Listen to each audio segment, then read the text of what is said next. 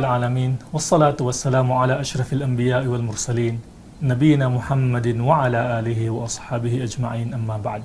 Mga kapatid sa Islam, pag-uusapan natin ngayon ang ikasampung araw ng Zulhijjah at ano ang mga gawain dito ng taong nag-Hajj. Ang ikasampung araw ng Zulhijjah, tinatawag itong Yawmul Eid, tinatawag din itong Yawmul Hajj al-Akbar, at tinatawag din itong Yawmun Nahr. Dahil ito, sa araw na ito, dito ang may pinakamaraming gawain ang nag-Hajj. Pagdating ng taong nag-Hajj galing sa Muzdalifah, ay tutungo siya o pupunta siya sa Jamarat. Pupunta siya sa Jamarat para magbato ng Jamratul Aqaba. Ang Jamra na malaki, Big Jamarat. Doon siya babato ng 7 batong maliliit at sa bawat bato ay sasabihin niya ang Allahu Akbar. Sasabihin niya Allahu Akbar ng 7 beses at 7 bato. Pagkatapos ng magbato sa Jamratul Aqaba ay magkakatay ng hayop kung sino man ang mayroong hadi. Ibig sabihin, ang taong ang kanyang hajj ay tamatto o di kaya ay qiran, ay kakatayin niya ang kanyang kambing o di kaya ay pakakatay niya sa ibang tao.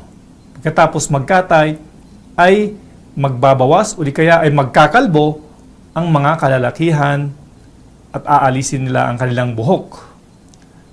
Sa mga kababaihan naman, puputulan nila ang kanilang buhok ng kasing haba ng dulo ng daliri. Pagkatapos nun, kapag nagawa nila ang mga bagay na iyon, ay pwede na silang gumawa o magsagawa ng mga bagay na pinagbabawal sa kanila habang nasa kalagayan ng ihram, yung mahzuratul ihram, liban na lamang sa pakikipagtalik. At ang bagay na iyon ay tinatawag na at-tahallul al-awwal. At-tahallul al-awwal. Pagkatapos nun, nararapat na pumunta sila sa haram at magsasagawa sila ng tawaf. Ito ay tawaful ifada o di kaya ay tinatawag nitong tawaful hajj. At ang tawaful ifada nito ay kabilang sa mga haligi ng hajj na hindi pwedeng hindi gawin ng tao dahil hindi makukumpleto ang ganyang hajj.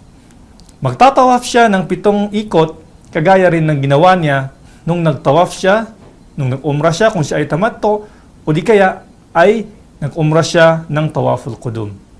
Pagkatapos magtawaf ay mag-sa'i. At ito ang sa'yul hajj.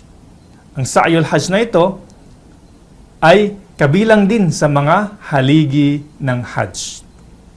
Ang mga taong kanilang hajj ay tamatto ay magsasa'i sila. Samantalang ang mga nag-hajj na ang kanilang hajj ay qiran o di kaya ay ifrad, kapag nakagawa na sila ng sa'i nung sa unang pagdating nila nung nagtawaf sila ng tawaful qudum, ay hindi na sila magsasa'i dito sa araw na ito.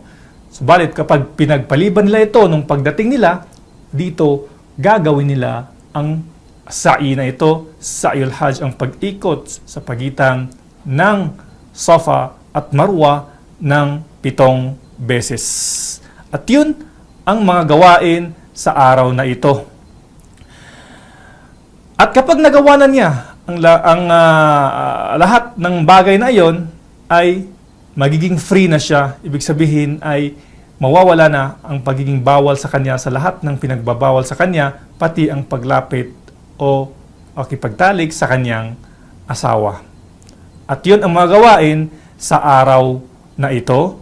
Pagkatapos nun, sa hapon ay babalik siya sa Mina para manatili doon, at yun ang tinatawag na al-mabito bimina. Wa sallallahu ala nabiyina Muhammad wa ala alihi wa sahbihi wa sallam.